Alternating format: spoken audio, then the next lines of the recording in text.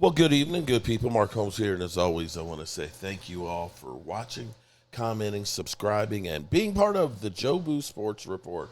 Without you guys, as well as you ladies, you know that this literally does not work. Hope everybody's having a great day. Man,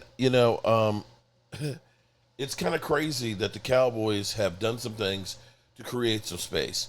Now, what we're finding out in the NFL right now is a lot of teams have signed big-name players to big contracts, and they're just letting them go or allowing them to try and, find a trade and stuff. I mean, it's kind of crazy that right now it seems like the San Francisco 49ers are deconstructing themselves. You know, they traded Debo and so on. Hargrave is on his way out, and we'll see what happens with the rest of the team. And it's even possible, I'm hearing, that they might trade Ayuk. I'm trying to trigger 49er fans because I ain't heard from them in a while. I just want to check and make sure y'all are okay because I ain't seen you. I ain't heard from you. I haven't heard Bang Bang Niner Gang in quite a while. Not in quite a while. So I'm just checking in on you. So what we're hearing is the San Francisco 49ers are jettisoning players, and apparently they've decided that they want to keep Brock Purdy. And they've made an initial offer of $45 million. Oh, shit! Oh, shit! Some people say that's an insult. How are you going to offer that guy less money than Tua? Less than Trevor Lawrence? I mean, I'm really like, how can you offer him less than Trevor Lawrence? How can you literally say, we'll give you $45 million when Dak has got 60? Oh, shit! Oh, shit! But apparently, that's the way it is. Bang, bang, Niner gang. I'm curious how you guys feel. And what if he says, screw you, I don't want to play for you for that kind of money? I mean, you could franchise tag, which would be a lot less than that, and, of course, let him walk. I'm curious. Bang, bang, Niner gang, how are y'all feeling about your team? I just want to know. I just want to know. So Rich Eisen is talking about this situation. Does he deserve a massive payday? Let's listen in. Chris, here's a challenge from Matt in Maryland. Great. Let's go. The debate is pay Purdy or don't pay Purdy. Don't pay Purdy. Stop it. Here's my argument. If you go back 10 years, 6 quarterbacks have won the Super Bowl. If you go back those same 10 years, 11 have played in a Super Bowl.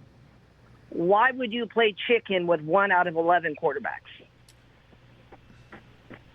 Well, here's the thing, Matt. How many have won a Super Bowl on a Supermax contract? Well, the reason why those numbers are so low is because Tom Brady took up all the oxygen in the room, and then Mahomes did. You know what I mean? And so I understand what you're saying, but this is interesting. You're right. I mean, in the same regard that – thanks for the call, Matt. In the same regard that you don't want to pay Purdy because so many others who haven't done what Purdy's been done have been paid.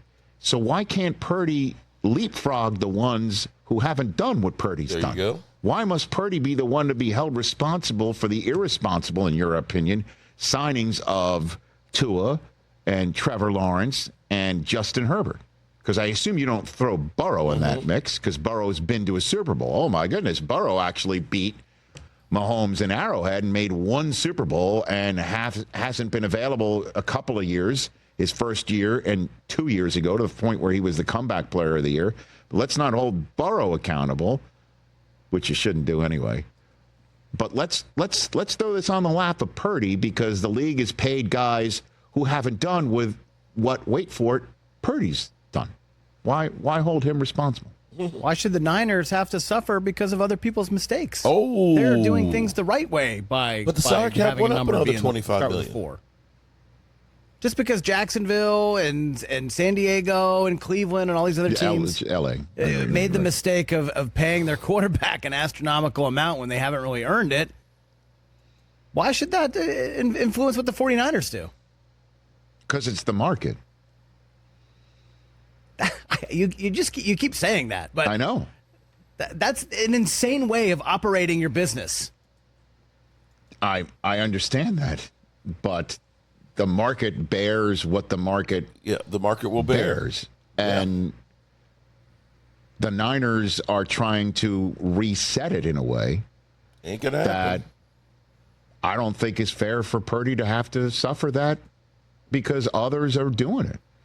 And it seems His strange problem because they had is our that time there's a franchise tag Jimmy G, next Alex year, Smith. and there's one after that, which even if he reaches that Trey franchise Lance. tag, may not pay him more than what Tua's making. Do you think Tua is more talented than Brock Purdy? I think maybe I don't know about that. I don't know What about about that. Justin Herbert and Trevor Again, Lawrence? we're looking. Hold on a second.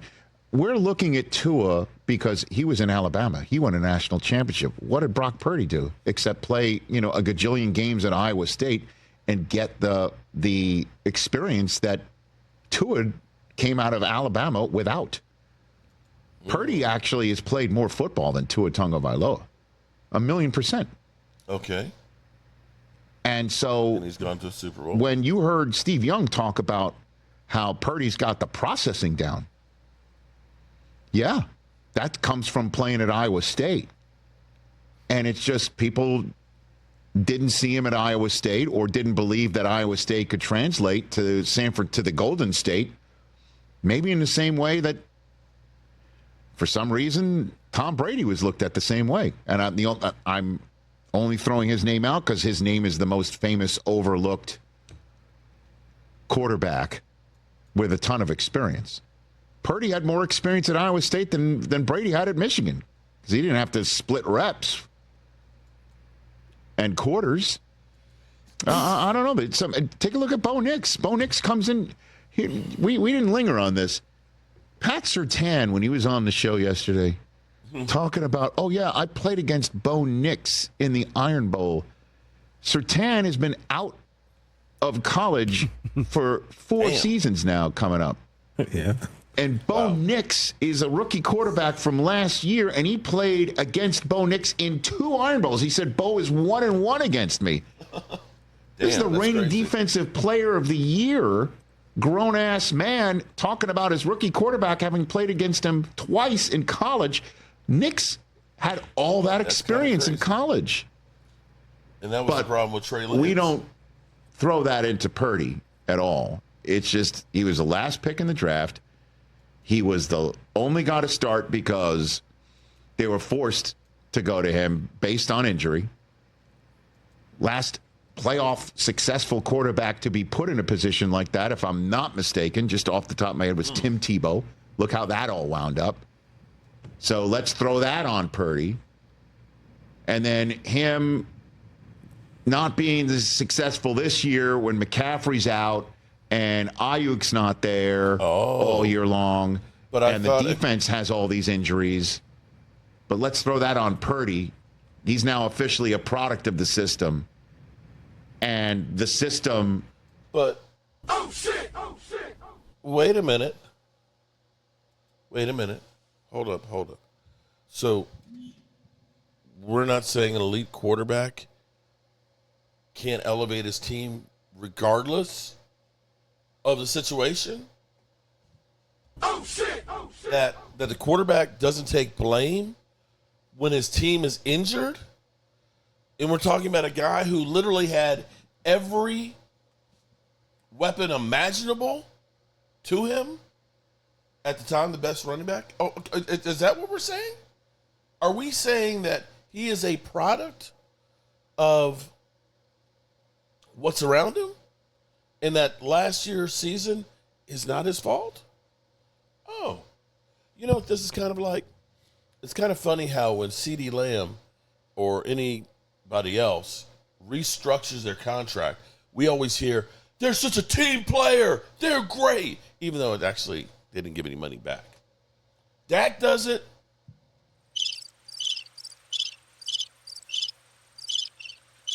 Double freaking standards.